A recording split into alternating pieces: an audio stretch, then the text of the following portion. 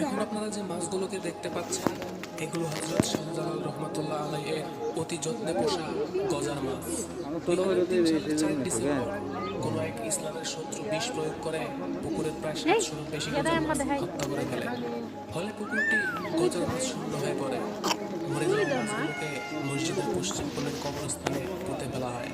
পুকুরটি মাছ শূন্য হয়ে যাওয়ার পর হযরত শাহজালাল রহমাতুল্লাহ আলাইহির সফর সঙ্গী মৌলভীবাজারের শাহ মুস্তাফা রহমাতুল্লাহ আলাইহির মাজার থেকে 2004 সালের 11 জানুয়ারি 24টি গজার মাছ এই পুকুরে ছাড়া হয়।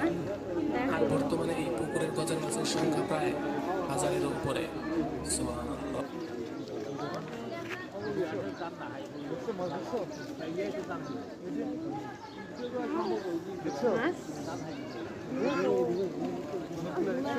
করবা